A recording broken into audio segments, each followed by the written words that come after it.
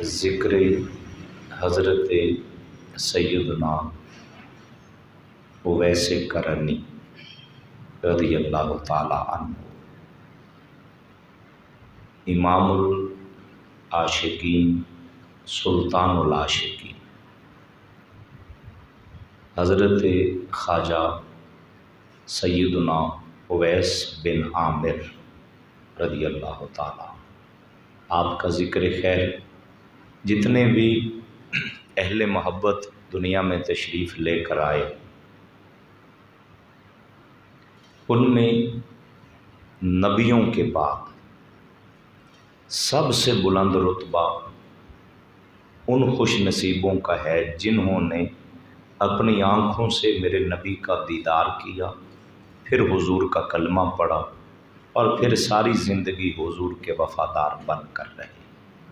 ان خوش نصیبوں کو حضور کے صحابہ کہا جاتا ہے۔ یعنی پوری کائنات میں نبیوں کے بعد سب سے افضل ترین لوگ حضور کے صحابہ ہیں، اور صحابہ کرام کے بعد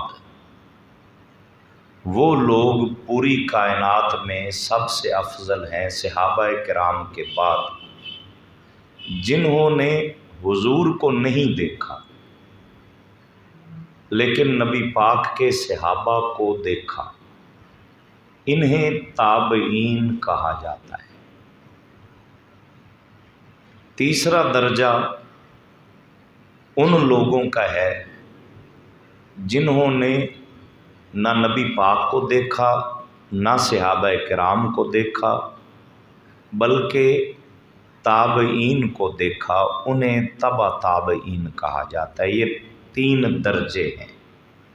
نبی پاک صلی اللہ علیہ وآلہ وسلم نے ان کی شان بیان کرتے ہوئے، دیکھیے یہ رتبہ بڑا ہے کہ حضور نبیوں کے سردار ہو کر اپنے غلاموں کی عظمت کا اظہار خود ارشاد فرمائے۔ آقا کریم فرماتے ہیں کہ لا تمس النار من رآنی اور رآ من رآنی۔ آقا کریم فرماتے ہیں کہ ان خوش نصیبوں کو جہنم کی آگ چھو نہیں سکتی جنہوں نے مجھ محمد کو دیکھا ہے۔ یہ صحابہ کا رتبہ ہے۔ اور فرمایا اور رآ من رآنی، اور انہیں بھی دوزخ کی آگ نہیں چھو سکتی جنہوں نے مصطفیٰ کو نہیں دیکھا بلکہ مصطفیٰ کے صحابہ کو دیکھا، انہیں بھی دوزخ کی آگ چھو نہیں سکتی۔ اس درجے کو، اس کیٹاگری کو ہم تابعین کہتے ہیں۔ اور آقا کریم نے ایک اور حدیث کے اندر بھی